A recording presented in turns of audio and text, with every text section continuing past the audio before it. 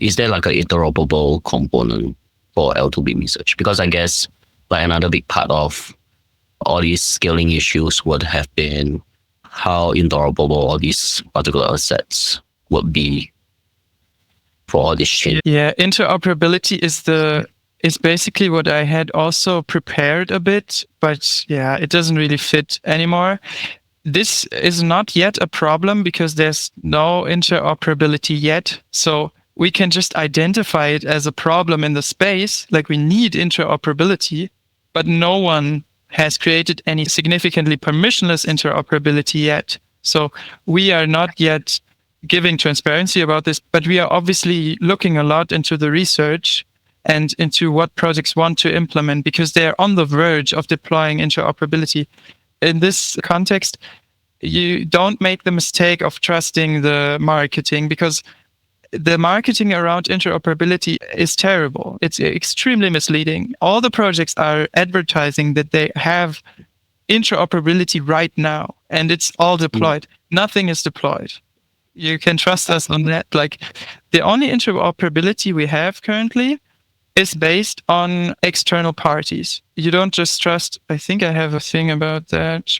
If you want to have two layer twos that want to be interoperable, the trustless way that we currently have is to exit to Ethereum and deposit to the other place, right? This is completely trustless in theory.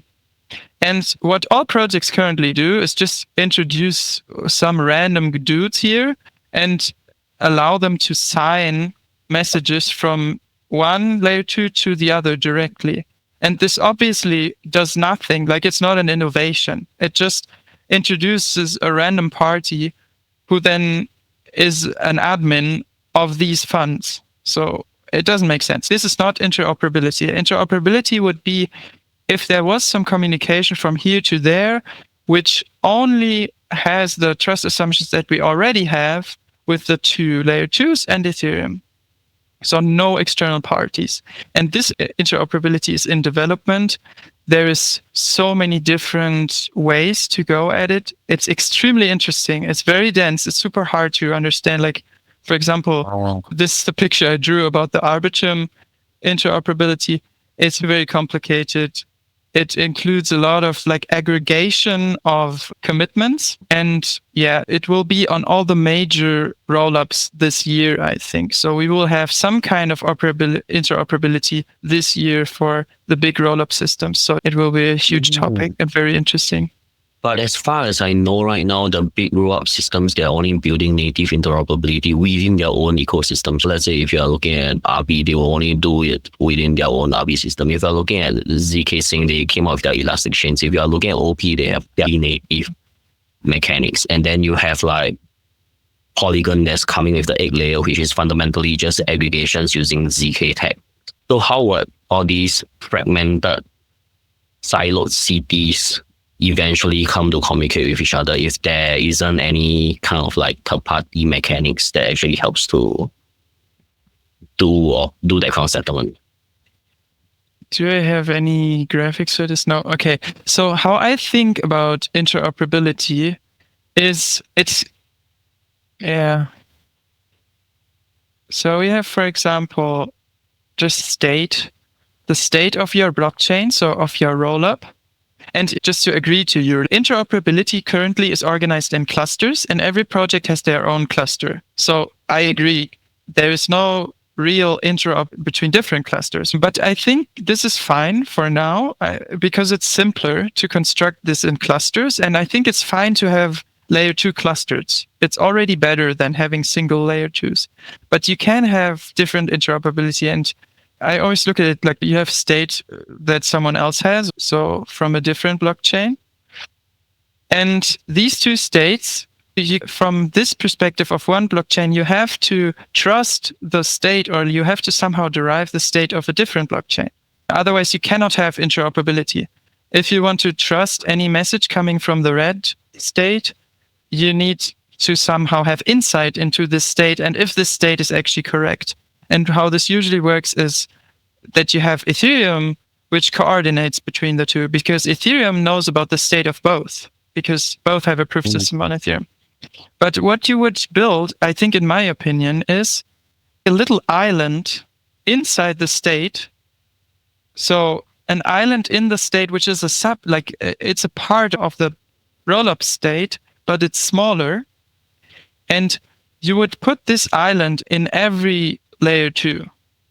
And this would basically be a part of the layer 2 that is interoperable with everyone that shares the same type of island on their state.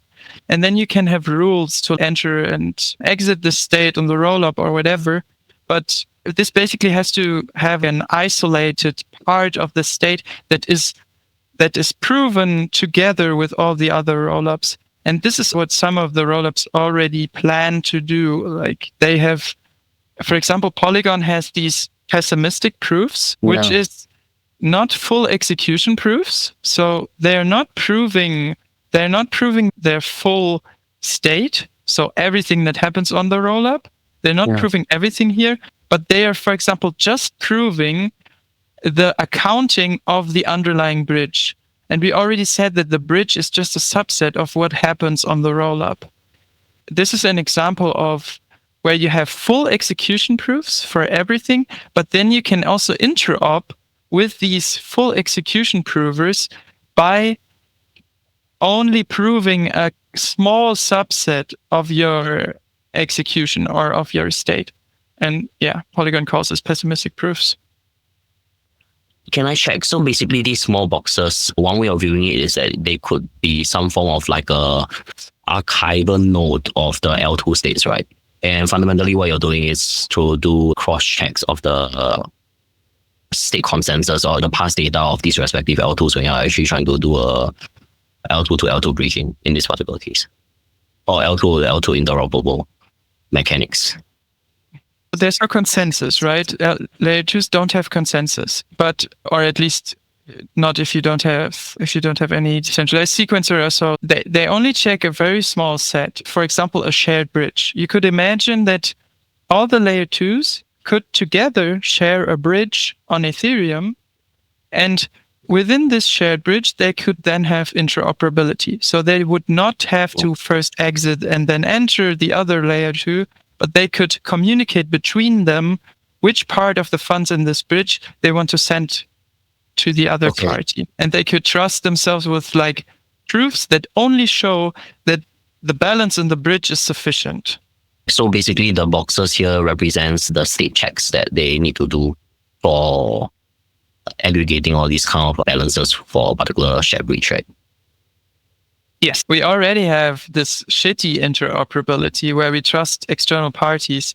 And this is like the new native interoperability will not be faster. Like this is already the fastest you can get. Like with a cross or something, you can be like some seconds and you have your funds. So the native interoperability, it will not really change the user experience. It will just make it more secure. And then again, we have this thing, do users actually care? And we hope that yes. One thing to add about bridging is the fact that right now we are always looking at value transfer bridging, right? So just now when you're talking about across, those are intent-based bridging, which fundamentally don't really even need to account for state calculations. What you just need is just this particular liquidity provider that's actually just doing off-chain account balances within their mechanics, and fundamentally it's just a native asset transfer within their own accounts to external parties to begin with. So with respect to that, it's safe in terms of the native checks and balances within the respective chains, but you just have to trust a third party in this particular sense. But let's say if you were to start to look at other form of bridging, in this case, you're looking at AMV, arbitrary messaging bridges, whereby you are doing data streams and passing transfers. And I think that's where these issues will come into play, because you have to start to ensure that whether all the trust assumptions are valid, whether the information that you're passing from optimistic rollup to, let's say, a zk rollup, is it safe? Because then again, optimistic one, technically speaking, you're waiting for 7 days proof. So unless you're only bridging A and B messages 7 days later, coming over to that zk chain, then that would be like a fair way of running that whole mechanics altogether. I think that's the part that at this point of time sadly most consumers do not look at, because then again 80 or 90% of all transfers are still fundamentally still based off token transfers rather than arbitrary messaging. I think those things will probably change quite a bit if arbitrary messaging becomes the norm rather than just value transfers. Dude, honestly, can't thank you enough again. Like really, this has been incredible. Awesome. Thanks so much. I love it too. And I also really enjoyed the talking, and I really enjoyed the questions. Thank you. All right, dudes. It's late. Thanks, Sean. Thanks, Paolo.